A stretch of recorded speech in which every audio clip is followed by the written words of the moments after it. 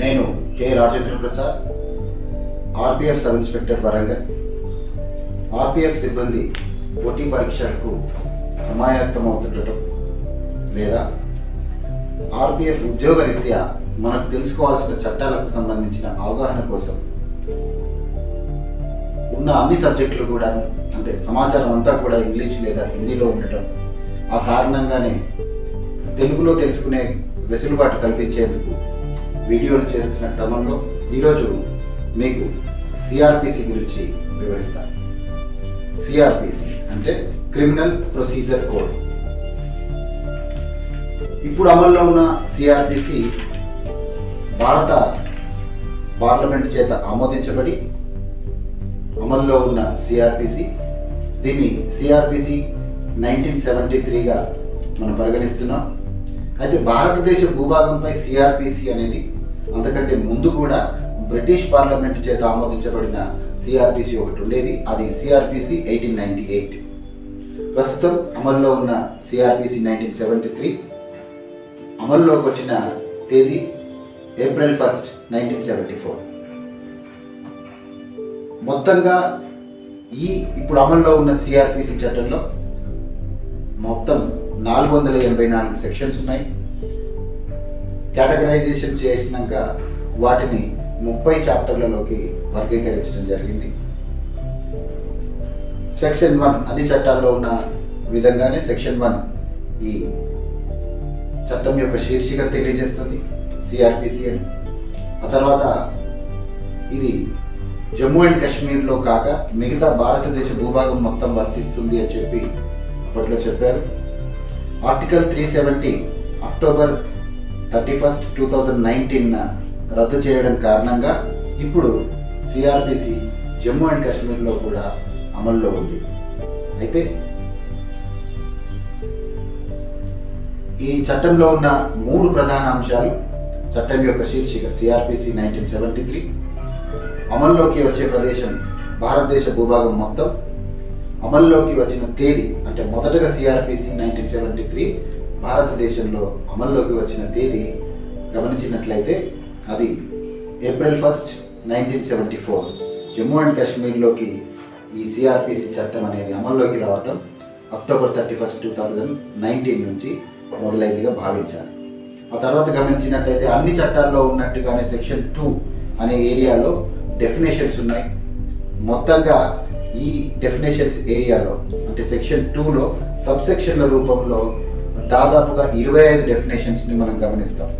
ఆ డెఫినేషన్స్లో ముఖ్యమైనవి ఏమిటి అనే ప్రస్తావన వస్తే డెఫినేషన్స్ ఏ బెయిలబుల్ అఫెన్స్, ఆ తర్వాత సి అంటే section 2 subsection C cognizable offence, తర్వాత గమనించినట్టయితే సెక్షన్ 2 సబ్సెక్షన్ డి కంప్లైంట్, ఆ తర్వాత హెచ్ ఇన్వెస్టిగేషన్, ఆ తర్వాత ఐ జ్యుడిషియల్ ప్రొసీడింగ్, ఆ తర్వాత ఎల్ నాన్ కాగ్నిజబుల్ అఫెన్స్, ఆ తర్వాత warrant cases X section 2 subsection X రూపంలో వారెంట్ కేసెస్కి సంబంధించిన ప్రస్తావనలు ఉన్నాయి. ఇక సెక్షన్ల వారీగా సిఆర్పిసిలో పోటీ పరీక్షల కోసం ఆర్పిఎఫ్ పోటీ పరీక్షల కోసం ప్రాధాన్యత కలిగిన సెక్షన్లు ఏవి అని గమనించినట్లయితే అది మనకు సెక్షన్ 41 నుంచి స్టార్ట్ అవుతాయి. 41 అంటే ఏంటి? నార్మల్గా ఎవరైనా వ్యక్తులను అరెస్ట్ చేయాలంటే వారెంట్ ఉండాలి, వారెంట్ లేకుండా కూడా అరెస్ట్ చేయవచ్చు అనే 2 అంశాలు ఉన్నాయి. వారెంట్ లేకుండా పోలీసు వారు ఆయా వ్యక్తులను ఏ సందర్భాల్లో అరెస్ట్ చేయగలరు, అలాగే వాళ్ళకు ఏ సందర్భాలు అరెస్ట్ వారెంట్ లేకుండానే వ్యక్తులను అరెస్ట్ చేసే అవకాశం కల్పిస్తుందనే విషయాన్ని ఇక్కడ 41లో చాలా క్షుణ్ణంగా చర్చించారు. అలాగా ఏ సందర్భాల్లో అరెస్ట్ వారెంట్ లేకుండా వాళ్ళు అంటే పోలీసు వారు వ్యక్తులను అరెస్ట్ చేయవచ్చును అనే సందర్భాలను ప్రస్తావిస్తా డిస్క్రిప్షన్ రాశారు. ఆ డిస్క్రిప్షన్లో ఉన్న విషయాలు అంటే ఒక క్రమ పద్ధతిలో గుర్తుపెట్టుకోవడం కోసం ఇది ప్రామాణికం కాదు. సిప్స్ ఆర్డర్ అనే ఒక పదాన్ని ఎవరో ఒకరు పొందుపరిచి ఆయా సందర్భాలన్నింటినీ గుర్తుపెట్టుకునేందుకు వెసులుబాటుగా ఉండేందుకు సిప్స్ ఆర్డర్ అనే ఒక పదాన్ని పొందుపరచడం జరిగింది. అది వాడుకలో ఉంది, చట్టంలో లేదు.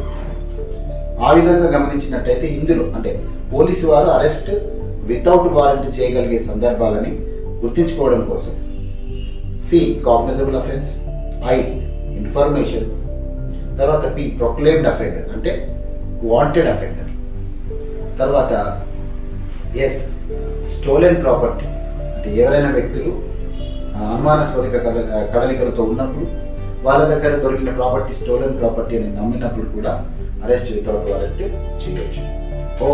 Obstructing duties of the police, ఎవరైనా పోలీసులు తమ విధులను నిర్వర్తించకుండా అవరోధాన్ని కలిగించినట్టయితే వాళ్ళని కూడా అబ్స్ట్రక్టర్గా వితౌట్ వారెంట్ అరెస్ట్ చేయవచ్చు. ఆ తర్వాత డిజర్టర్, ఆర్మ్డ్ ఫోర్సెస్ నుంచి కొంతమంది ట్రైన్డ్ సోల్జర్స్ డిజర్ట్ అవ్వడం అంటే వాళ్ళున్న ఉద్యోగ ప్రదేశం నుంచి పారిపోవడం జరుగుతుంది. ఈ పారిపోవడం అనే నేపథ్యం వెనుక అసలు కారణాలు ఏంటి అంటే ఇతర తీవ్రవాద సంస్థలకు సహకరించటమా, ఇతని దగ్గర ఉన్న విషయ సమాచారం అంటే దేశ భద్రతకు సంబంధించిన విషయ సమాచారం ఇతరులు ఎవరికైనా లీక్ కాగలిగే అవకాశం ఏమైనా ఉందా, ఇంకా ప్రత్యేక కారణాలు ఏమైనా ఉన్నాయా? అలాంటి సందర్భాల్లో డిజర్టర్లకు సంబంధించిన ఒక డీటెయిల్డ్ ఇన్ఫర్మేషన్ అన్ని పోలీస్ స్టేషన్స్కి ఆయా ఆర్మ్డ్ ఫోర్సెస్ వాళ్ళు అందిస్తారు. అలాంటి సమాచారం మీద పోలీసు వాళ్ళు ఉన్నప్పుడు అలాంటి వ్యక్తి ఈ డిజర్టర్ వ్యక్తి కనుక వాళ్ళకి కనిపించినట్టయితే అరెస్ట్ వారెంట్ అనే ప్రస్తావన లేకుండా వాళ్ళని డైరెక్ట్గా అరెస్ట్ చేయొచ్చు. ఈ ఎక్స్ట్రాడిషన్ అంటే ఇతర దేశాలలో నేరాలు చేసి మన దేశంలో తిరిగాడుతున్నాడు అనే ఇన్ఫర్మేషన్ కనుక ఏమైనా ఉన్నట్టయితే అలాంటి వ్యక్తులను కూడా కనబడగానే పోలీసు వాళ్ళు అరెస్ట్ చేయాల్సిన అవసరం ఉంటుంది, అరెస్ట్ వారెంట్ లేకుండా. తర్వాత రిలీజ్డ్ కన్విక్ట్, కోర్టు ఆదేశాల మేరకు కొంతమంది కన్విక్ట్స్ అంటే నేరం రుజువైన వాళ్ళని బెయిల్ రూపంలోనూ మరి ఇతరత్ర షరతుల రూపంలోనూ వాళ్ళని రిలీజ్ చేసి ఉండొచ్చు. ఆ షరతులకు సంబంధించిన ఉల్లంఘనలు ఏమైనా చేసిన వ్యక్తులు కోర్టు పరిధికి సంబంధించి కనిపించకుండా పోవటము, దూరంగా పోవటము, వాళ్ళకి విధించబడిన షరతుల పరిధికి దూరంగా ఉండటం లాంటి వాళ్ళు ఆయా వ్యక్తులు కనుక కనిపించినట్టయితే వాళ్ళను వితౌట్ వారెంట్ అరెస్ట్ చేయాల్సి వస్తుంది. ఇది 41 CRPCలో పోలీసు వాళ్ళు ఎప్పుడు అరెస్ట్ వారెంట్ లేకుండా వివిధ రకాల వ్యక్తులని వివిధ సందర్భాలలో అరెస్ట్ చేసే అవకాశం ఉంటుందనే విషయాన్ని మనకు కూలంకషంగా చెప్పేది CRPC 41. ఆ తర్వాత గమనించినట్టయితే 42 CRPC 42. ఈ 41కు 42కి మధ్యన కొన్ని అమెండ్మెంట్ ఇన్సర్షన్స్ వచ్చినాయి. అంటే 41A, 41B, 41C, 41D. కొత్తగా వచ్చిన ఈ అమెండ్మెంట్లు ఏం చెప్తుంది అంటే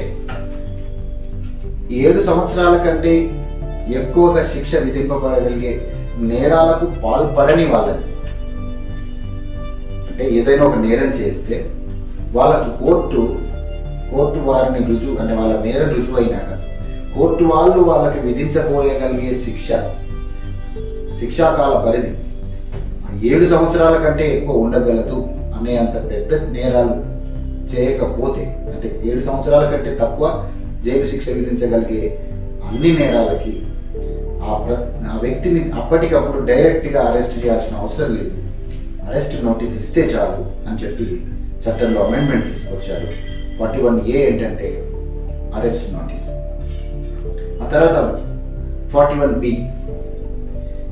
ఇలాగా ఎవరినైనా అరెస్ట్ చేయడం అంటే ఏదైనా ఒక నేరం చేస్తే వాళ్ళకు కోర్టు వారిని అంటే వాళ్ళ నేరం రుజువు అయినాక కోర్టు వాళ్ళు వాళ్ళకి విధించబోయగలిగే శిక్షాకాల పరిధి 7 సంవత్సరాల కంటే ఎక్కువ ఉండగలదు అనే అంత పెద్ద నేరాలు చేయకపోతే అంటే 7 సంవత్సరాల కంటే తక్కువ జైలు శిక్ష విధించగలిగే అన్ని నేరాలకి ఆ వ్యక్తిని అప్పటికప్పుడు డైరెక్ట్గా అరెస్ట్ చేయాల్సిన అవసరం లేదు, అరెస్ట్ నోటీస్ ఇస్తే చాలు అని చెప్పి చట్టంలో అమెండ్మెంట్ తీసుకొచ్చారు.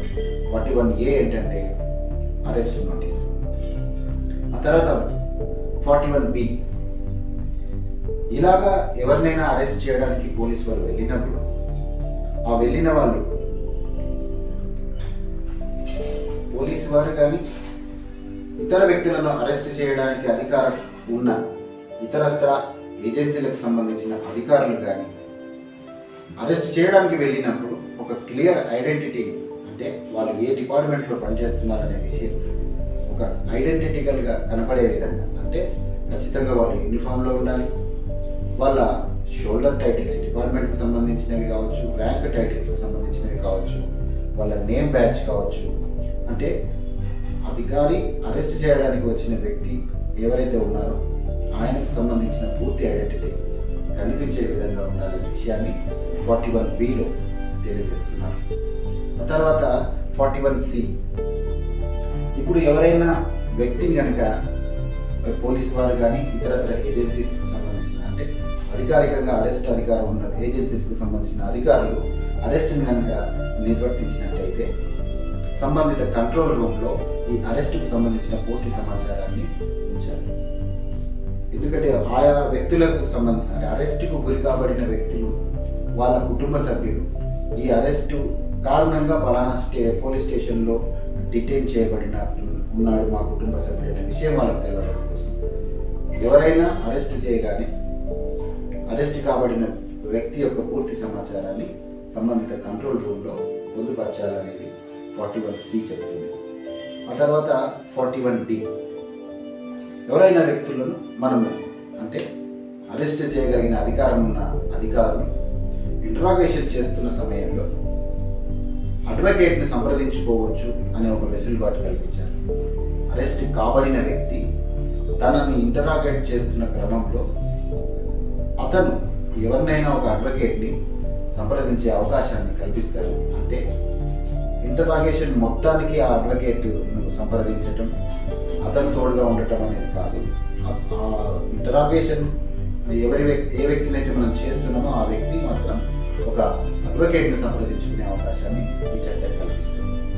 కమింగ్ ఆన్ టు సెక్షన్ 42, ఒక వ్యక్తి నాన్ కాగ్నిజబుల్ అఫెన్స్ చేసి ఉండొచ్చు, లేదంటే అలాంటి అభియోగాలను ఎదుర్కొంటూ ఉండొచ్చు.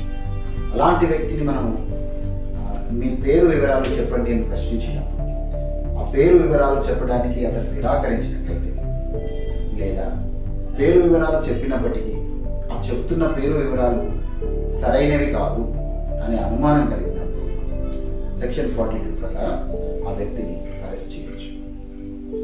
సిఆర్పిసిలో మరొక ప్రధానమైన సెక్షన్ ఏంటంటే 43 ఏంటంటే భారతీయ నాగరికులు, every citizen of India is having an arrest power. ఇప్పుడు ఎవరైనా వ్యక్తులు కాగ్నిజబుల్ అఫెన్స్ చేస్తున్నప్పుడు, లేదా ఎవరైనా వ్యక్తులు నాన్ బెయిలబుల్ అఫెన్స్కు సంబంధించిన అఫెన్స్లు చేస్తున్నప్పుడు, సమీపంలో పోలీసు వారు ఎవరు లేనప్పుడు ఎవరైనా సిటిజన్ అలాంటి నేరాలు చేస్తున్న వ్యక్తులను అరెస్ట్ చేయవచ్చు. అలా అరెస్ట్ చేసినాక ఎక్కువ జాప్యం లేకుండా సంబంధిత పోలీస్ స్టేషన్కి కానీ పోలీస్ అధికారికి కానీ ఆ అరెస్ట్ చేయబడిన వ్యక్తులను అప్పచెప్పారు. ఇది సిఆర్పిసి 43. తర్వాత సిఆర్పిసి 44, సెక్షన్ 44 ప్రకారం జ్యుడిషియల్ మెజిస్ట్రేట్లు కానీ ఎగ్జిక్యూటివ్ మెజిస్ట్రేట్లు కానీ వాళ్ళ ముందు ఏదైనా నేరాలు కనుక జరిగినట్లయితే నేరానికి పాల్పడుతున్న వ్యక్తులను అరెస్ట్ చేసే అధికారం వాళ్ళకి ఉంది. వాళ్ళు ఇతర వ్యక్తులకు ఎవరికైనా నిర్దేశాలు ఇచ్చి, అంటే ఇన్స్ట్రక్షన్స్ ఇచ్చి ఆ అరెస్ట్ని ఎఫెక్ట్ చేసే అవకాశం కూడా ఎగ్జిక్యూటివ్ మెజిస్ట్రేట్లకి జ్యుడిషియల్ మెజిస్ట్రేట్లకి కూడా ఉంది. తర్వాత CrPC 45, protection for the armed force personnel against arrest. అంటే డ్యూటీలలో భాగంగా వాళ్ళు ఏదైతే విధులు నిర్వహించారో అలాంటి విధులు నిర్వర్తించడాన్ని ఎవరైనా ఆక్షేపించినట్లయితే వాళ్ళ మీద ఆ డ్యూటీల భాగంగా చేసిన చర్యలపై ఎవరైనా ఫిర్యాదు చేసినట్లయితే అలాంటి అంశాల మీద ఏ ఏజెన్సీ కూడా అరెస్ట్ను డైరెక్ట్గా నిర్వర్తించడానికి లేదు. దానికి ఒక ప్రక్రియ ఉంది. అంటే ఆ కంట్రోలింగ్ ఆఫీసర్స్ తోటి వాళ్ళు ఆ డీటెయిల్ ఇన్ఫర్మేషన్ ఇచ్చి ఖచ్చితంగా ఆయా వ్యక్తులను అరెస్ట్ చేయాలని అనుకుంటే ఒక ప్రొసీజర్ ప్రాసెస్లో మాత్రమే అరెస్ట్ నిర్వర్తించాల్సి ఉంటుంది. డైరెక్ట్గా అరెస్ట్ చేసే అవకాశం లేదు. ఈ ఆర్మ్డ్ ఫోర్సెస్ అందరికీ ఇది వర్తిస్తుంది. 46 అరెస్ట్ హౌ మేడ్. ఇక్కడ గమనించుకోవాలి, అరెస్ట్ను ఎలాగ చేయాలి. మొదటగా మనం గమనించాల్సింది ఏంటంటే సిఆర్పిసి అనేది ఏ ఒక్క ఏజెన్సీకి పరిమితమైంది కాదు. అరెస్ట్ అండ్ ప్రాసిక్యూషన్ పవర్ ఉన్న ప్రతి ఏజెన్సీ ఒకే రకమైన పద్ధతులను పాటించాలి. అరెస్ట్ నిర్వర్తించడంలో కావచ్చు, సెర్చ్ నిర్వర్తించడంలో కావచ్చు, సీజర్ని నిర్వర్తించడంలో కావచ్చు, అక్యూజ్ని కోర్టు ముందు నిలబెట్టడానికి చేయాల్సిన అన్ని ప్రక్రియలను ఒకే ఒక పద్ధతిలో అన్ని ఏజెన్సీలు పాటించాల్సిందే అని సిఆర్పిసి చెప్తుంది. ఆ సిఆర్పిసిలో ఏదైతే ప్రామాణికంగా పద్ధతులు చెప్పారో వాటినే అరెస్ట్ అండ్ ప్రాసిక్యూషన్ పవర్ ఉన్న ప్రతి ఏజెన్సీ అనుసరించాలి. సో అరెస్ట్ హౌ మేడ్, ఇందులో 3 అంశాలు ఉన్నాయి. Touch and tell him that you are under arrest. ఏ వ్యక్తినైతే మనము అరెస్ట్ చేయాల్సిన అవసరం ఉందో ఆ వ్యక్తిని తాకి మనం అతన్ని అరెస్ట్ చేస్తున్నట్టుగా చెప్పాలి. ఇప్పుడు ఆ అరెస్ట్కు అతను సహకరించాలి. అది ఏజెన్సీ, పోలీస్ ఏజెన్సీ కావచ్చు, ఫారెస్ట్ డిపార్ట్మెంట్ కావచ్చు, ఆర్పిఎఫ్ డిపార్ట్మెంట్ కావచ్చు, ఇతరత్ర ఏజెన్సీస్ కావచ్చు. ఏ ఏజెన్సీకి సంబంధించిన అధికారి అయినా కూడా, లా ఎన్ఫోర్సింగ్ ఏజెన్సీకి సంబంధించిన అధికారి అరెస్ట్ నిర్వర్తించడానికి వచ్చినప్పుడు just he has to touch and tell him that you are under arrest. అప్పుడు ఆ వ్యక్తి సహకరించి తనను తాను మన వెంట రావటానికి సిద్ధంగా ఉండాలి. కొంతమంది రిస్ట్రైన్ అంటే నిరాకరించటం, నిరోధించటం లాంటివి జరగచ్చు. అంటే అరెస్ట్ను ఒప్పుకోకపోవడం అనే చర్య, ప్రతి చర్య ఏ తీవ్రతలోనైనా ఉండొచ్చు, రకరకాలుగా ఉంటుంది. సో అలాంటి సందర్భాల్లో అవసరమైనంత శక్తిని కూడా ఉపయోగించవచ్చు అనే క్లాజ్ 46 సబ్సెక్షన్ 2లో కనిపిస్తుంది. అరెస్ట్ను ఎఫెక్ట్ చేయడానికి ఎంత ఫోర్స్ అయితే అవసరమో అంత ఫోర్స్ని మనం ఉపయోగించవచ్చు అని చెప్తాం. ఇక అరెస్ట్ను నిర్వర్తించే క్రమంలో అది ఫీమేల్ పర్సన్స్ అయితే వాళ్ళని అరెస్ట్ చేయాల్సి వస్తుంది. ఒక ఫీమేల్ ఆఫీసర్స్ ఉండాలి, ఫీమేల్ సిబ్బంది ఉండాలి అనేది ఒక అందులో ఉండాలి.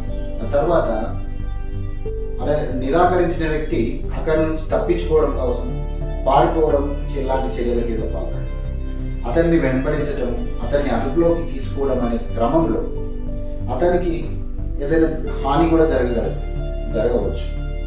అయితే మనం ఏ వ్యక్తిని అయితే మనం అరెస్ట్ చేయదలుచుకున్నామో ఆ వ్యక్తిని అరెస్ట్ చేసే క్రమంలో అతనికి ఏదైనా హాని ఆపాదించినట్లయితే అలాగా ఆపాదించగలిగే హాని దేనికంటే ఎక్సీడ్ కావద్దు అనే ఒక లిమిటేషన్.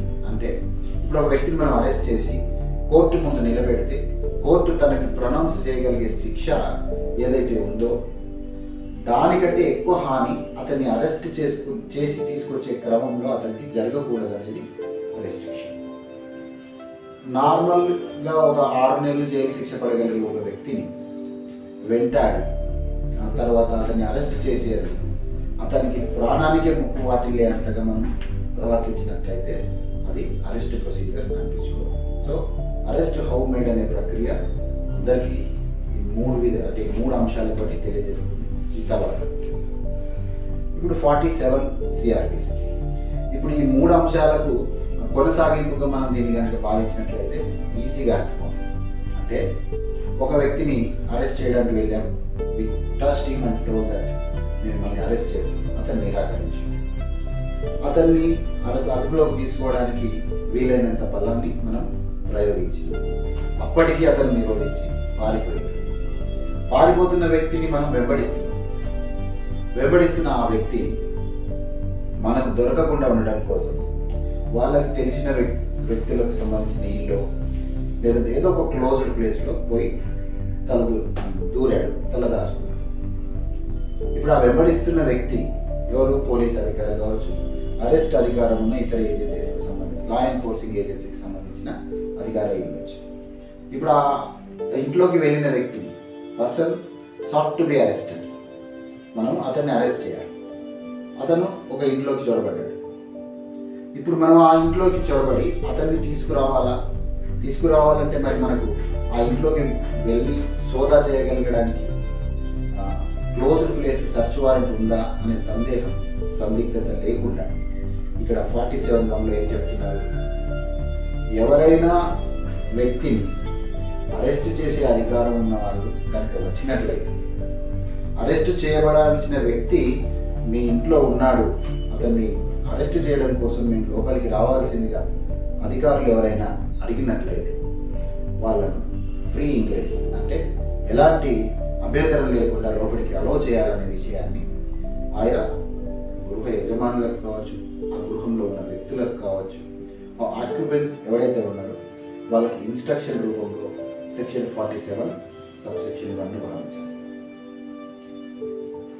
సాధారణంగా మనము సమాజంలో జరుగుతున్న సిచ్యువేషన్స్ని గమనించిన, న్యూస్ ఛానల్స్ని గమనించిన, సినిమా సీరియల్స్లో కూడా కొన్ని సన్నివేశాలను గమనించిన, ఇలాగ పోలీస్ అధికారి ఒక చొరబడి ఉన్న వ్యక్తి కోసం, అంటే ఒక వ్యక్తి చొరబడ్డాక అతన్ని అరెస్ట్ చేయడం కోసం వచ్చినప్పుడు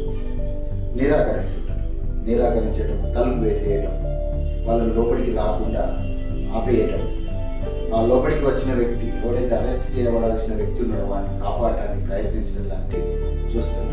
మరి ఇలాంటి సందర్భాలలో అరెస్ట్ని నిర్వర్తించడానికి అనే విషయాన్ని 47 సబ్సెక్షన్ 2లో చెప్తున్నారు. ఏం చెప్తున్నారు, ఒకవేళ మీరు అలాంటి వ్యక్తిని అదుపులోకి, ఏదైతే ఇంట్లోకి చొరబడే వ్యక్తిని అదుపులోకి తీసుకోవాల్సిన పరిస్థితి వస్తే అప్పుడు తప్పనిసరి పరిస్థితి, అంటే తప్పదు అని అనుకున్నప్పుడు మీరు బ్రేక్ ఓపెన్ కూడా చేసి లోపలికి ఎంటర్ కావచ్చు. అంటే డోర్ పెట్టేసాడు, డోర్ యూ కెన్ బ్రేక్. ఆ తర్వాత ఇక్కడ ఒక చిన్న సున్నితమైన అంశం కూడా ఉంది. ఒకవేళ ఏ ప్లేస్లోకి అయితే మనం అరెస్ట్ చేయడం కోసం, ఒక వ్యక్తిని అరెస్ట్ చేయడం కోసం ఎంటర్ కావాల్సిన అవసరం ఉందో ఆ ప్లేస్ అంటే మతపరంగా కానీ లేదంటే కేవలము ఒక సాంప్రదాయ పద్ధతికి సంబంధించిన కుటుంబ పరంగా కానీ అందులో స్త్రీలు మాత్రమే ఉంది, అందులోకి మనం వెళ్ళటం అనేది వాళ్ళ సంప్రదాయాలకు విరుద్ధమైన అంశంగా పరిగణింపబడే అవకాశం ఉంటే అలాంటి సందర్భాల్లో ఆ లోపల ఉన్న స్త్రీలను వాళ్ళు ఫ్రీలాన్స్గా బయటికి వెళ్ళిపోయే అవకాశం కల్పించడం, అలాంటి ప్రకటన చేసి ఆ తర్వాత బ్రేక్ ఓపెన్ చేసి లోపలికి ఎంటర్ కావాలి అనే అంశాన్ని ఇక్కడ ప్రస్తావిస్తున్నాం. సరే, లోపలికి వెళ్ళారు, సోదాలు నిర్వర్తిస్తున్నాం. ఆ క్రమంలో ఒక రూమ్లో మనం కనుక ఆ వ్యక్తిని, అంటే ఒక బెడ్రూమ్లోకి పోయాడేమో అని చెప్పేసి మనం ఆ వ్యక్తిని సెర్చ్ చేస్తున్నాం. ఆ బెడ్రూమ్లోకి వెళ్ళాక వెనక నుంచి ఎవరు డోర్ పెట్టేస్తారు. ఇప్పుడు మనకు చట్టం ఏం చెప్తుంది, టు మేక్ అరెస్ట్ చేయడానికి you can enter in to the place by break open అని చెప్పి, మరి మనం మళ్ళీ బయటికి రాకుండా మన ప్రెజెన్స్ని అరికట్టడానికి కనుక ఎవరైనా ప్రయత్నిస్తే అలాంటి సందర్భంలో బయటికి రావడానికి కూడా బ్రేక్ ఓపెన్ చేయొచ్చు అనే అవకాశాన్ని 47.3లో వ్యక్తం చేస్తున్నారు. సో ఇదొక యథార్థ సంఘటనను గమనించినట్టుగా చదువుకున్నట్లయితే ఈ సెక్షన్స్ అన్నీ కూడా మనకు గుర్తుండిపోతాయి. ఆ తర్వాత 47(2) తర్వాత ఇప్పుడు ఆ పర్సన్ దొరికాడు. ఆ దొరికిన పర్సన్ని మనం అరెస్ట్ చేస్తున్నాం. అరెస్ట్ చేసే ముందు వాడికి గ్రౌండ్స్ ఆఫ్ అరెస్ట్ అనే విషయాన్ని చెప్పాలి. సిఆర్పిసి ఏం చెప్తుంది, ఇప్పుడు నువ్వు ఇన్ని ప్రయాసాలు పడ్డావు, ఇన్ని ప్రయాసాల తర్వాత ఒక వ్యక్తిని అరెస్ట్ చేసి అనుకుందాం. అరెస్ట్ కాబడిన వ్యక్తికి మనం ఎందుకు అతన్ని అరెస్ట్ చేస్తున్నాం అనే విషయాన్ని సుస్పష్టంగా చెప్పాలి. ఏ చట్టం ప్రకారం అరెస్ట్ చేస్తున్నాం అనే విషయాన్ని కూడా చెప్పాలి.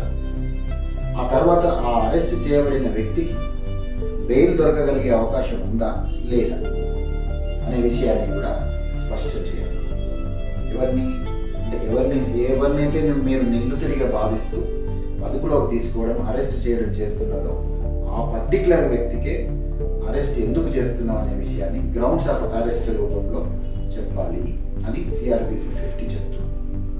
సరే, ఇలాంటి సందర్భాల్లో మీరు ఇది ఒక సన్నివేశంగా, ఒక ఇతివృత్తంగా మీరు వింటున్నట్లయితే, ఇప్పుడు ఆ వ్యక్తిని మనం అరెస్ట్ చేసిన వ్యక్తికి ఒక కుటుంబం ఉంటుంది. ఆ కుటుంబానికి కొన్ని బాధ్యతలు, ఇతనికి బాధ్యతలు ఉంటే ఆ కుటుంబానికి కూడా కొన్ని బాధ్యతలు ఉంటాయి. ఒక వ్యక్తి బయటకు వచ్చాడు, రోజువారీ దినచర్యలో భాగంగా తను కూరగాయలు తీసుకొని వస్తాను, మళ్ళీ ఇంటికి వాపసు వచ్చేస్తాను, లేదంటే ఉద్యోగానికి వెళ్ళి వచ్చేస్తాను. ఇలాంటి సందర్భాలు, ఈ సందర్భాల్లో బయటకు వచ్చిన వ్యక్తి మన చేత అరెస్ట్ కాబడ్డాడు, లేదంటే ఏదైనా లా ఎన్ఫోర్సింగ్ ఏజెన్సీ చేత అరెస్ట్ చేయబడ్డాడు. మరి ఆ అరెస్ట్ చేయబడిన వ్యక్తికి నువ్వు గ్రౌండ్స్ ఆఫ్ అరెస్ట్ చెప్పినావు, కానీ ఇంటికాడ వేచి ఉన్న ఒక కుటుంబ సభ్యులకి అతను ఎక్కడికి పోయాడు, ఎక్కడ ఉన్నాడనే విషయం తెలియాల్సిన అవసరం ఉందా? ఉంది. సో ఇది గుర్తుపెట్టుకొని 50A అంటే అమెండ్మెంట్స్లో సెక్షన్ 50 సబ్సెక్షన్ A అనే ఒక ఇన్సర్షన్ ఏర్పాటు చేశారు. దీన్ని ఏమంటున్నారంటే అరెస్ట్ ఇంటిమేషన్. అరెస్ట్ ఇంటిమేషన్లో కూడా గమనించాల్సిన అంశాలు ఉన్నాయి. Family member, relative or friend as desired by the accused. అంటే ఏ వ్యక్తి అయితే అరెస్ట్కు గురి కాబడుతున్నాడో, ఏ వ్యక్తిని అయితే మనం అరెస్ట్ చేస్తున్నామో ఆ వ్యక్తి చెప్పిన వ్యక్తికి మనం ఇంటిమేషన్ ఇవ్వాలి. ఎందుకు ఇలాంటి నిబంధన పెట్టారు? సపోజ్ ఒక వ్యక్తిని మనం అరెస్ట్ చేసాం, అతని ఫ్యామిలీ మెంబర్కి ఇంటిమేషన్ ఇవ్వాలనే ఒక నిబంధన మాత్రమే ఉన్నట్లయితే మనం దాన్ని గుర్తుంచుకోవాలి. తన భార్య, ఆ వ్యక్తి యొక్క భార్యకి మనం అరెస్ట్ ఇంటిమేషన్ ఇచ్చి ఉండొచ్చు. అయితే అలాగే మనకు మనంగా నిర్ణయించుకున్న ఒక వ్యక్తికి ఇంటిమేషన్ ఇచ్చినట్లయితే అతనికి సకాలంలో దొరకాల్సిన చేయుత, సపోర్ట్ దొరకకపోవచ్చు. ఆ వ్యక్తికి భార్యతో సత్సంబంధాలు లేకపోవచ్చు, గొడవలు ఏమైనా ఉండొచ్చు, అతను ప్రిఫర్ చేస్తున్న కరెక్ట్ పర్సన్ భార్యే అయి ఉండకపోవచ్చు. కాబట్టి ఇది దృష్టిలో పెట్టుకొని అరెస్ట్ ఇంటిమేషన్ ఎవరికి ఇవ్వాలనే పాయింట్లో ఒక పర్టికులర్ ఇన్స్ట్రక్షన్ ఏం చెప్తున్నారంటే as desired by the accused నా స్నేహితుడికి ఇంటిమేషన్ ఇవ్వండి అంటే స్నేహితుడికి ఇవ్వాలి, ఫ్యామిలీ మెంబర్ అంటే ఫ్యామిలీ మెంబర్కి ఇవ్వాలి, రిలేటివ్ అంటే రిలేటివ్కి ఇవ్వాలి. ఆ తర్వాత గమనించినట్టయితే 51 personal search of the persons. Personal search ఎలాగ చేయాలి అనేది 51లో సబ్సెక్షన్ 1లో అంటే జనరలైజ్డ్ పర్సనల్ సెర్చ్ గురించి చర్చిస్తున్నారు. ఇక్కడ మేల్ ఫీమేల్ అనే ప్రస్తావన ఏం లేదు. జనరలైజ్డ్గా ఏ వ్యక్తులైనా పర్సనల్ సెర్చ్ చేసే అవకాశం 51 CRPC సబ్సెక్షన్ 1 ప్రకారం చేస్తుంది. అదే CRPC 51 సబ్సెక్షన్ 2లో మాత్రం స్త్రీలకు సంబంధించిన ఇన్స్ట్రక్షన్స్. అంటే ఒక స్త్రీని కనుక మనం పర్సనల్ సెర్చ్ చేయాల్సి వస్తే పర్సనల్ సెర్చ్ నిర్వర్తించాల్సిన వ్యక్తి ఫీమేల్ అయి ఉండాలి. అలాంటి ఫీమేల్ వ్యక్తితో పర్సనల్ సెర్చ్ చేయించినప్పటికీ వాళ్ళు ఒక క్లోజ్డ్ ప్లేస్లో, అంటే బాహాటంగా బయట ఓపెన్ ప్లేసెస్లో వాళ్ళ పర్సనల్ సెర్చ్లను నిర్వహించకుండా ఒక తెరచాటు ఉన్న స్థలాల్లో మాత్రమే వాళ్ళని పర్సనల్ సెర్చ్ చేయాలి. అందుకే మనం ఇప్పుడు బయటికి ఏదైనా అమ్యూజ్మెంట్ పార్క్స్కి వెళ్ళినప్పుడు కానీ, పెద్ద పెద్ద షాపింగ్ మాల్స్కి వెళ్ళినప్పుడు కానీ పర్సనల్ సెర్చ్ అంటే ఫీమేల్ పర్సనల్ సెర్చ్ని మాత్రం ఒక క్లోజ్డ్ తెరచాటు ప్లేస్లలో మాత్రమే చేయడం గమనిస్తుంటాం. Okay, so personal search pertaining to female should be done by female only, and that too in a closed place. CRPC గురించి చర్చిస్తున్నాం.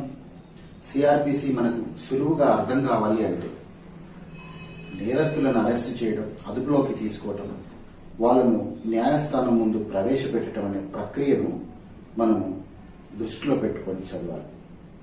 ఇందాక మనం డిస్కస్ చేసిన సెక్షన్లను కూడా గమనించినట్లయితే CRPC 41 అరెస్ట్ వారెంట్ లేకుండా పోలీసులు ఏ సందర్భాల్లో ఒక వ్యక్తిని అరెస్ట్ చేయడం, 42, 43, 44 అంటే పోలీసులు ఇంకా ఇతరతర వ్యక్తులు ఎవరైతే అరెస్ట్ నిర్వర్తించగలరో వాళ్ళు చేసే అరెస్ట్ చేయాల్సిన పద్ధతుల గురించి 46లో చెప్పటం, అరెస్టును నిర్వర్తించే క్రమంలో సహకరించే వ్యక్తులకు విరుద్ధంగా అరెస్టును ఎలా నిర్వర్తిస్తాం, నిరోధించే వ్యక్తులకు ఏ విధంగా అరెస్టుని నిర్వర్తిస్తాం, అరెస్టును నిర్వర్తించే క్రమంలో పారిపోయేందుకు ఎవరైతే ప్రయత్నిస్తారో ఆయా వ్యక్తులు పారిపోతుంటే వాళ్ళు మన అరెస్ట్ ఎఫెక్ట్ కాకుండా తప్పించుకోవడం కోసం చేసే ప్రయత్నాలను గురించి చర్చించినాం. తప్పించుకోవడంలో భాగంగా క్లోజ్డ్ ప్లేస్లో తలదాచుకోవడం లాంటి విషయాలను చర్చించినాం. ఆ తర్వాత అధీనంలోకి తీసుకున్నాక వాళ్ళని ఎలాగా గ్రౌండ్స్ ఆఫ్ అరెస్ట్ వాడికి చెప్పటం, వాడి బంధువులకు చెప్పటం, ఆ తర్వాత వితౌట్ టైం డిలే మనం విచారణలు చేయటం లేదంటే న్యాయస్థానం ముందు ప్రవేశపెట్టడం ఇలాంటి ప్రక్రియనంతా మనం గమనించాం.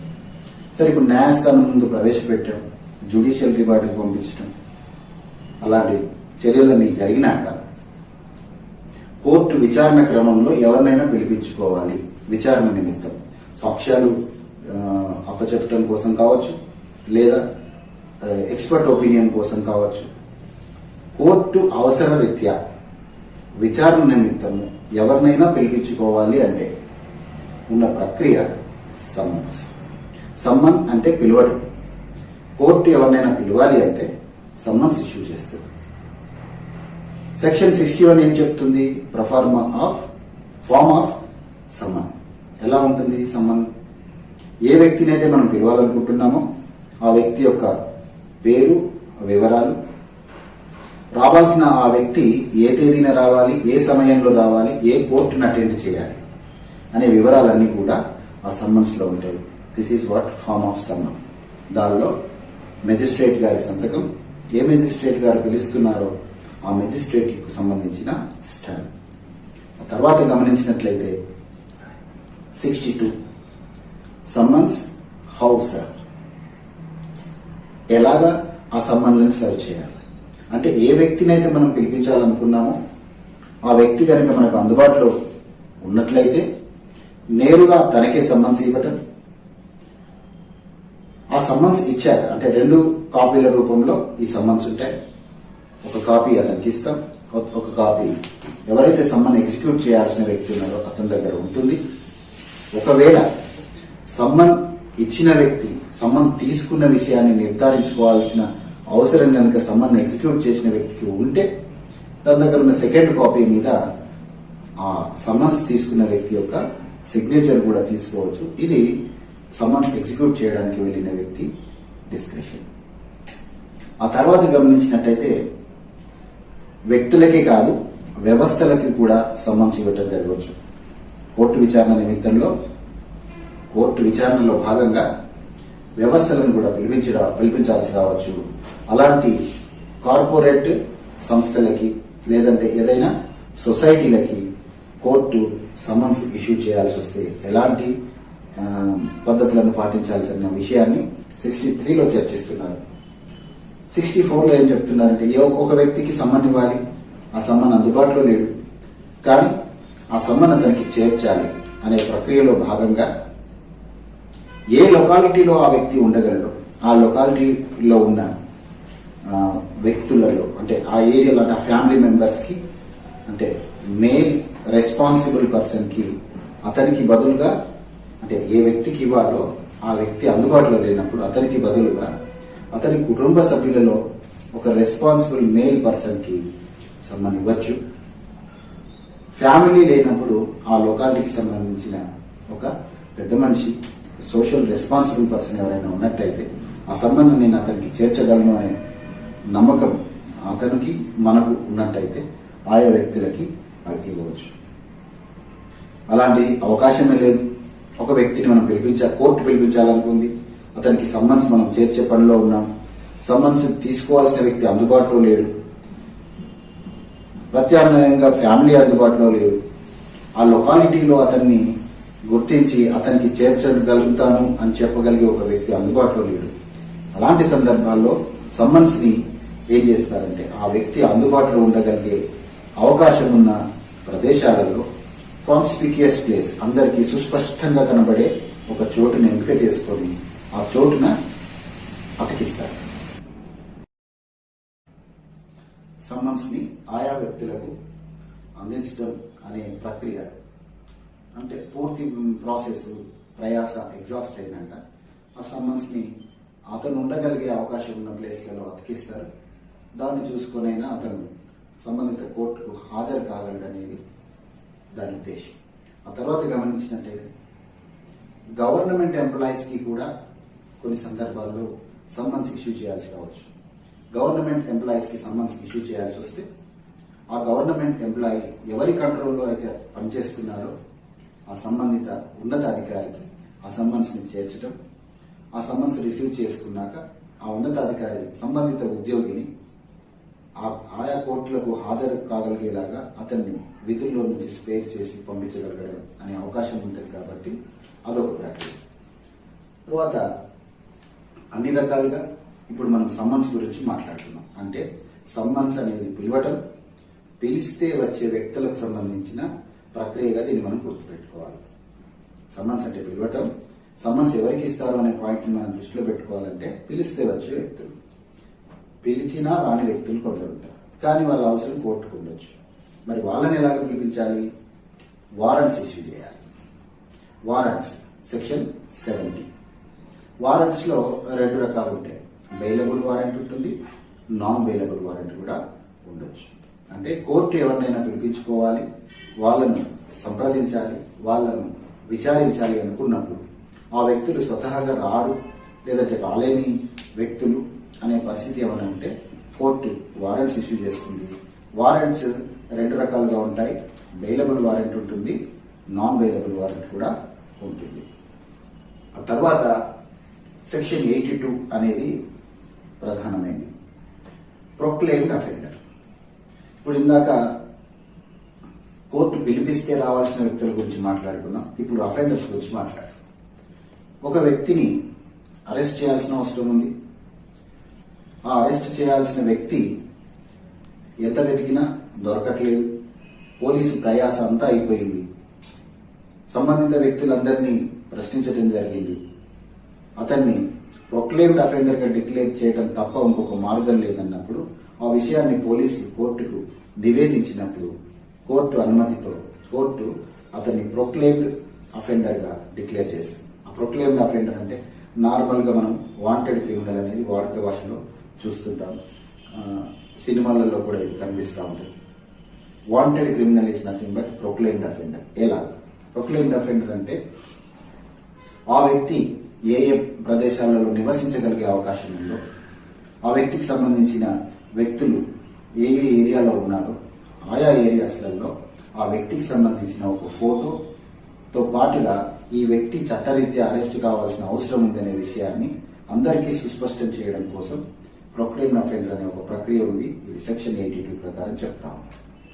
సరే, ఆ ప్రొక్లెయిమ్డ్ అఫెండర్ని పట్టుకునే ప్రయత్నం జరుగుతూ ఉంది, కానీ అతను మనకి దొరకట్లేదు.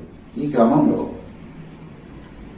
ఆ వ్యక్తి పలానా చోట తిరగగలిగే అవకాశం ఉంది కాబట్టి అక్కడ మనము అతన్ని అరెస్ట్ చేసే అవకాశం కోసం వేచి ఉందామనే పరిస్థితులు ఉన్నాయి.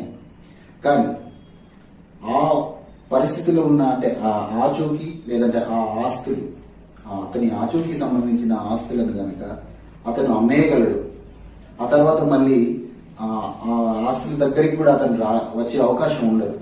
సో అలాంటి పరిస్థితులలో ఆస్తుల దగ్గరికి రాకుండా పోవడం అనేది జరిగితే అతన్ని మనం అరెస్ట్ చేసే అవకాశం కోల్పోతాం. అన్న పరిస్థితులలో ఆ వ్యక్తికి సంబంధించిన ఆస్తులను గవర్నమెంట్కి అటాచ్ చేస్తారు.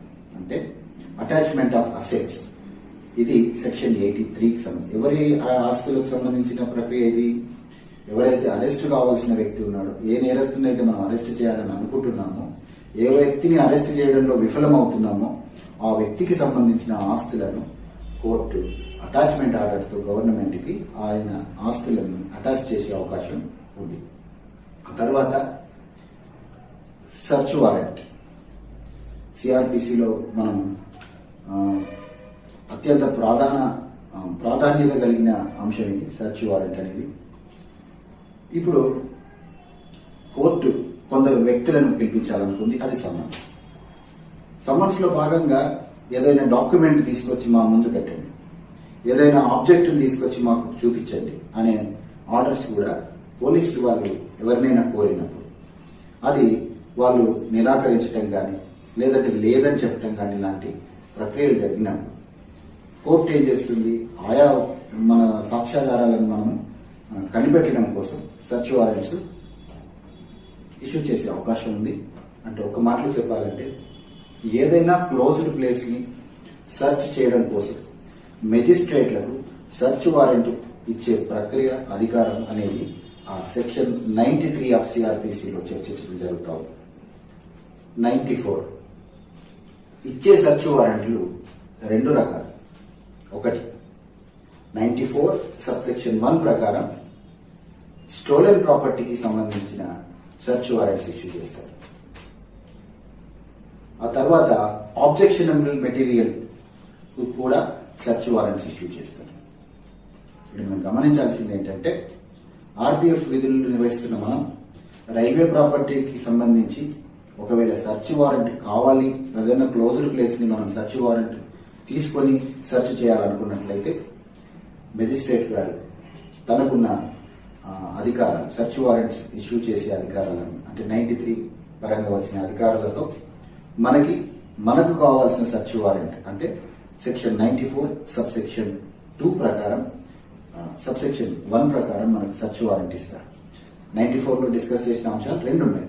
ఒకటి search warrant issued for searching stolen property, లేదంటే search warrant issued for objectionable material. మరి ఆబ్జెక్షనబుల్ మెటీరియల్ ఏంటి అనే సందేహం సహజంగానే తలెత్తుతుంది. ఆబ్జెక్షనబుల్ మెటీరియల్ అంటే కౌంటర్ ఫీట్, అంటే ఒకదాన్ని పోల్చి ఇంకొకటి తయారు చేయటం, ఫేక్ కరెన్సీ, లేదంటే మన స్టాంప్ పేపర్స్, లేదంటే ఆఫీస్ సీల్స్, ఇలాంటివి ఎవరైనా అక్రమంగా తయారు చేస్తున్నారన్న పరిస్థితి ఉన్నట్టయితే అలాంటి వస్తువుల తయారీకి సంబంధించిన క్లోజ్డ్ ప్లేస్ ని సెర్చ్ చేయడం, అలాంటి ఆబ్జెక్షనబుల్ మెటీరియల్ ని సీజ్ చేయడం కోసం 94 సబ్సెక్షన్ 2 ప్రకారం సెర్చ్ వారెంట్స్ ఇష్యూ చేస్తారు. ఇకపోతే కొందరు వ్యక్తులను కిడ్నాప్ చేయడం, ఆ వ్యక్తులను ఏదైనా ఒక చోట దాచి ఉంచడం, లేదంటే పోలీసు వారు ఏదైనా ఒక వ్యక్తిని అదుపులోకి తీసుకొని అది అధికారికంగా ప్రకటించకపోవడం, అంటే రాంగ్ఫుల్ కన్ఫైన్మెంట్ అంటే ప్రక్రియ లాంటిది ఏదైనా జరగవచ్చు. సో ఎవరైనా ఒక వ్యక్తిని ఒకానొక ప్లేస్ లో దాచి ఉంచారు అనే అనుమానంతో కోర్టును ఆశ్రయించి ఆ ప్లేస్ ని మేము వెతకదలుచుకున్నాము అని అడిగితే గనక కోర్టు సెర్చ్ వారెంట్ ఇస్తుంది. అది సిఆర్పిసి 97 ప్రకారం ఆ సెర్చ్ వారెంట్ ఇష్యూ చేయడం జరుగుతుంది. ఈ సెర్చ్ వారెంట్ తోటి మానవ హక్కుల సంఘాలు, లేదంటే ఎవరినైనా ఒక అడ్వకేట్ని ఎంగేజ్ చేసుకున్న, మనము నేరాలు చేసిన వ్యక్తులను రాంగ్ఫుల్ కన్ఫర్మెంట్ లో విచారణ చేస్తున్న సంగతులను చూస్తాం మనం కొన్ని ఏరియాలలో. అంటే ఒక వ్యక్తిని తీసుకొచ్చి అధికారికంగా ప్రకటించకపోవడం లాంటివి చేసినప్పుడు ఆ వ్యక్తికి సంబంధించిన వ్యక్తులు ఇలాంటి సెర్చ్ వారెంట్ని కోరుకొని మన పోలీస్ స్టేషన్స్ కు సంబంధించిన లాకప్లను వెతికే అవకాశాన్ని కూడా పొందారు. ఇది సిఆర్పిసి 97. ఇకపోతే చాలా పాపులర్, అత్యధికంగా పాపులర్ సిఆర్పిసి సెక్షన్స్ లో చాలా పాపులర్ అయిన సెక్షన్ ఏమన్నా ఉందంటే అది సిఆర్పిసి 100 గురించి చాలా అపోహలు ఉన్నాయి. సరే, అపోహలన్నింటినీ కూడా మనం చర్చిస్తే చాలా సమయభావం ఉంది కాబట్టి అసలు 100 సిఆర్పిసి ఏం చెప్తుందనే విషయాన్ని ఒకసారి చూద్దాం.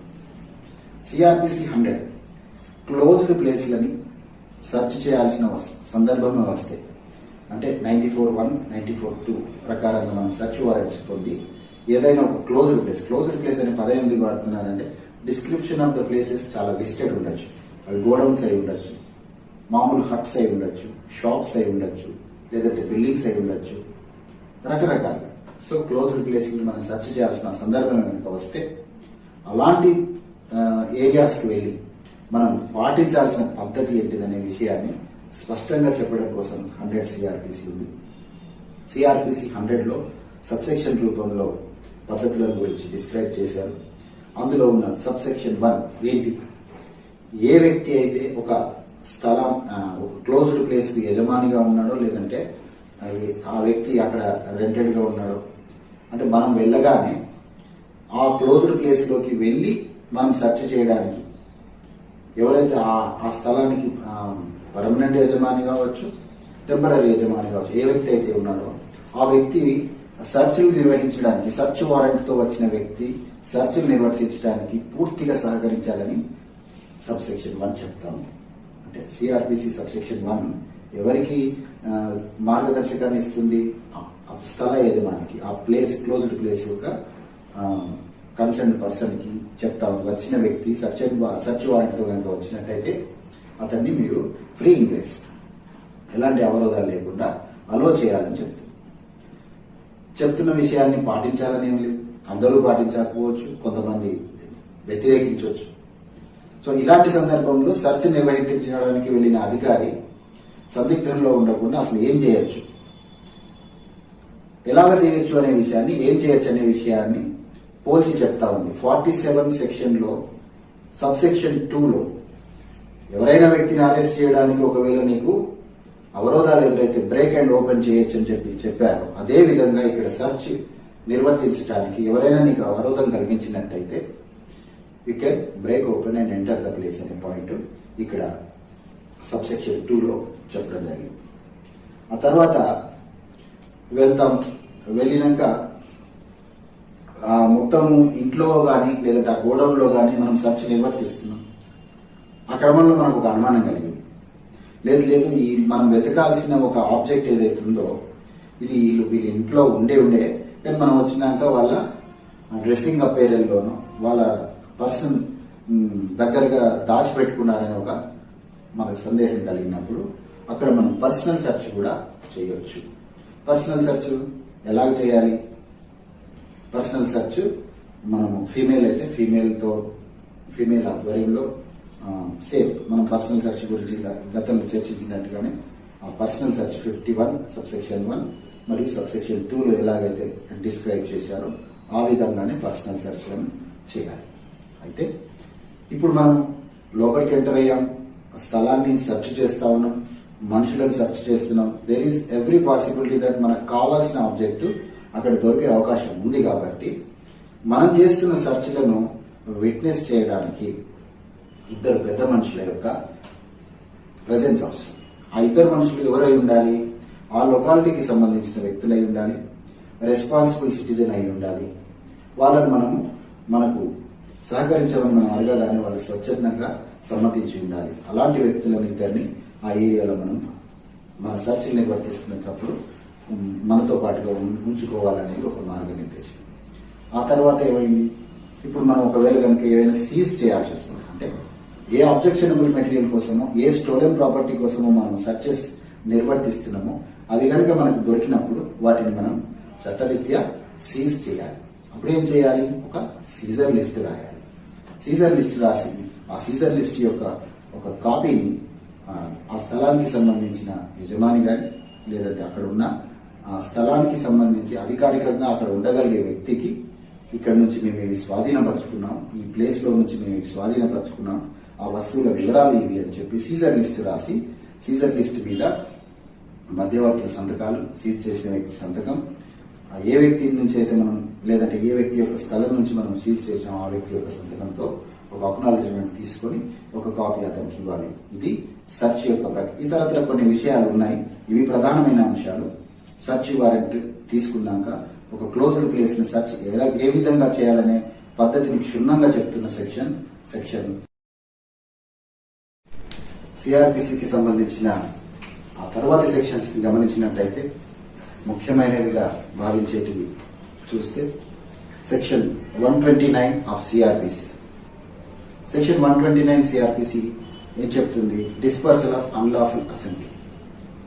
ఎగ్జిక్యూటివ్ మెజిస్ట్రేట్ కానీ లేదా officer not below the rank of sub inspector ఏదైనా పబ్లిక్ ట్రాంక్విలిటీకి విరుద్ధంగా 5 or more group of people ఏదైనా అసెంబ్లీ ఏర్పాటు చేయటం, అన్లాఫుల్ అసెంబ్లీని ఏర్పాటు చేసుకోవటం, అలాంటి అన్లాఫుల్ అసెంబ్లీని డిస్పర్స్ చేయాల్సి రావటం అనే ప్రక్రియ ఎలాగ చేయొచ్చు, ఎలా చేయాలి అనేది సిఆర్పిసి 129 సెక్షన్ లో చెప్తా ఉన్నాం. ఇక 132 సిఆర్పిసి 132 ఏం చెప్తుంది? Protection against arrest. ఎవరికి? Protection for the armed force personnel against the arrest. మనము ఈ పర్టికులర్ అన్లాఫుల్ అసెంబ్లీని డిస్పర్స్ చేసే క్రమంలో మనం విధి నిర్వహణలో భాగంగా చేపట్టే చర్యలు ఏవైతే ఉన్నాయో వాటిని సామాన్య పౌరులు కానీ లేదంటే హక్కులకు సంబంధించిన సంఘాలు కానీ ఆక్షేపించినప్పుడు మన చర్యలకు విరుద్ధంగా వేరే ఇతర పోలీస్ లాంటి ఏజెన్సీస్, లా ఎన్ఫోర్సింగ్ ఏజెన్సీస్ ఎలాంటి అరెస్ట్ పవర్ను నిర్వర్తించకుండా మనకి ప్రొటెక్షన్, ఆర్మ్డ్ ఫోర్సెస్ అందరికీ కూడా ఈ ప్రొటెక్షన్, ఇలాంటి సిమిలర్ ప్రొటెక్షన్ మనము ఆర్పిఎఫ్ యాక్ట్ సెక్షన్ 20లో కూడా ఆర్పిఎఫ్ వారికి సంబంధించిందిగా చూస్తాం.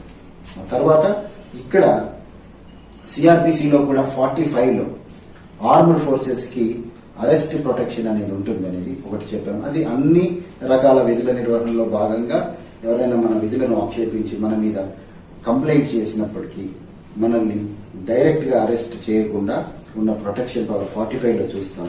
ఇక్కడ 132లో కేవలం అంటే 129 అన్లాఫుల్ అసెంబ్లీని డిస్పర్సల్ చేసే క్రమంలో మనం చేసే చర్యలను ఎవరైనా కంప్లైంట్ చేసినప్పటికీ కూడాను మనకు డైరెక్ట్ గా లా ఎన్ఫోర్సింగ్ ఏజెన్సీస్ మనల్ని అరెస్ట్ చేయకుండా ఒక ప్రొటెక్షన్ పవర్ ఉంది. అంటే కన్సర్న్ కంట్రోలింగ్ అథారిటీకి చెప్పి దానికి సంబంధించిన పద్ధతిని పాటించి అప్పుడు అరెస్ట్ చేసే అవకాశం ఉంటుంది, కానీ నేరుగా డైరెక్ట్ గా అరెస్ట్ చేసే అవకాశం లేదు. ఆ తర్వాత గమనించినట్టయితే సిఆర్పిసిలో ముఖ్యమైన సెక్షన్స్ లో 154 ఒకటి కాగ్నిజబుల్ అఫెన్సెస్ కనుక జరిగినప్పుడు పోలీస్ వాళ్ళకి ఆ ఇన్ఫర్మేషన్ కనుక ఇచ్చినట్టయితే దాన్ని ఫస్ట్ ఇన్ఫర్మేషన్ రిపోర్ట్ గా వాళ్ళు నమోదు చేస్తారు. ఆ ఫస్ట్ ఇన్ఫర్మేషన్ రిపోర్ట్ నమోదు అనే ప్రక్రియ సిఆర్పిసి 154 ప్రకారం జరుగుతుంది. ఆ తర్వాత 155 సిఆర్పిసి 155 అంటే నాన్ కాగ్నిజబుల్ అఫెన్సెస్ సంబంధించి సమాచారం దొరికినప్పుడు వాళ్ళు ఎఫ్ఐఆర్ రికార్డ్ చేయరు, డైరీలో ఎంట్రీ చేసి దానికి సంబంధించిన విచారణను చేపడతారు. సిఆర్పిసి 155 ప్రకారం ఆ పద్ధతిని వాళ్ళు పాటిస్తారు. ఆ తర్వాత 165 ఒక పోలీస్ అధికారి ఏదైనా ప్లేస్ ని సెర్చ్ చేయాల్సి వచ్చినప్పుడు, అంటే స్టోలెన్ ప్రాపర్టీ విషయంలో కావచ్చు లేదా ఆబ్జెక్షనబుల్ మెటీరియల్ కు సంబంధించిన విషయంలో కావచ్చు, సెర్చ్ చేయాల్సి వచ్చినప్పుడు సెర్చ్ వారెంట్ తీసుకొని సెర్చ్ చేయాలనే ప్రక్రియ ఉంది.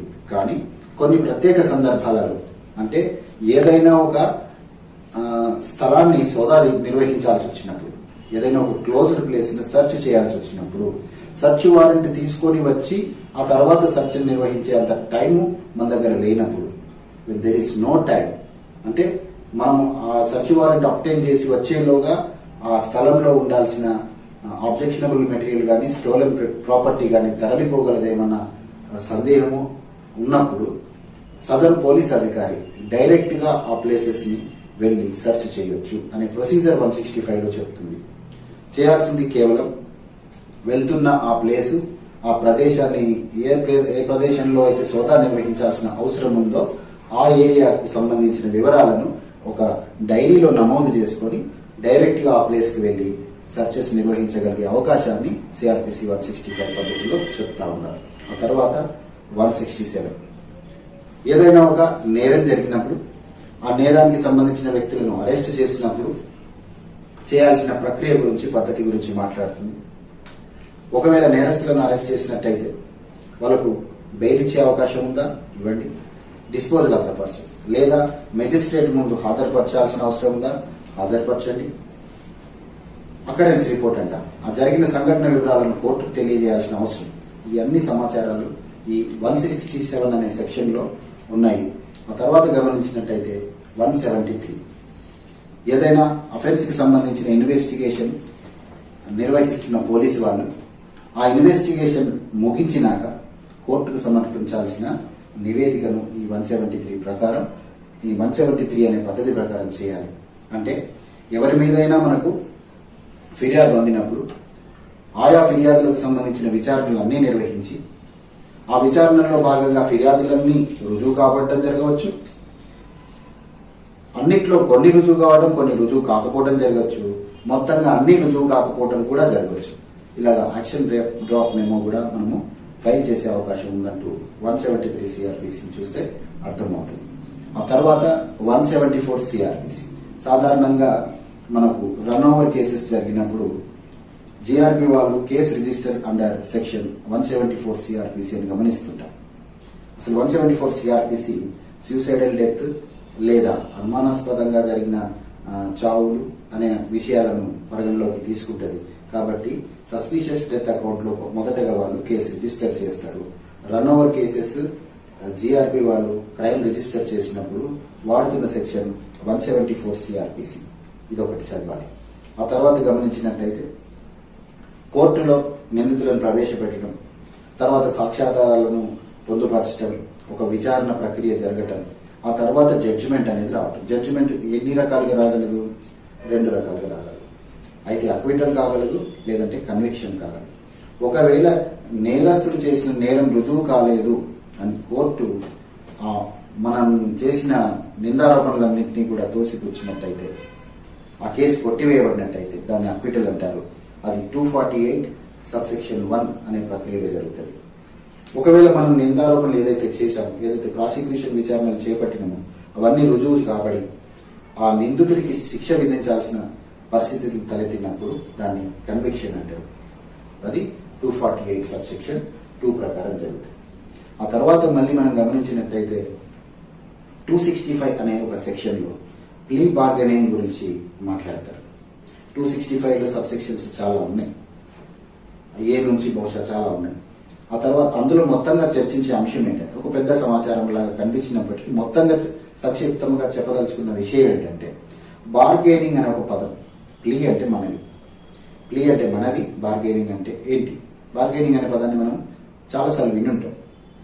కొన్ని చోట్ల షాప్స్లో ఫిక్స్డ్ రేట్స్, నో బార్గెనింగ్ అని ఉంటాం. అంటే బేరసారాలు చేయటం, చర్చోపచర్చలు చేయటం, అంటే తగ్గించటం.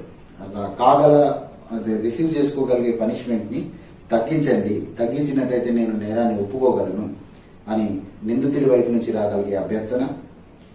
కేసు అతని మీద రిజిస్ట్రేషన్ చేసిన అధికారి అతనికి ఇంత శిక్ష అయితే సమంజసము అని ఏదైతే అనుకుంటాడో ఆ రెండింటి మధ్యలో కుదరగలిగే ఒప్పందం. అంటే ఎలాంటి కేసులు అంటే, ట్రయల్ చాలా రోజులు కొనసాగగలిగే అవకాశం ఉండి పెండింగ్ ట్రయల్ రూపంలో ఆ కేసు చాలా రోజులు అలాగే ఉండగలిగే అవకాశం ఉన్నప్పుడు ఇలాంటి ప్లీ బార్గెనింగ్ అనే ఒక ప్రక్రియను పెట్టి వైస్ వర్సా, అంటే అతని మీద కేసు రిజిస్ట్రేషన్ చేసిన అధికారి కేసులో ఉన్న నిందితుడు మధ్యన ఒక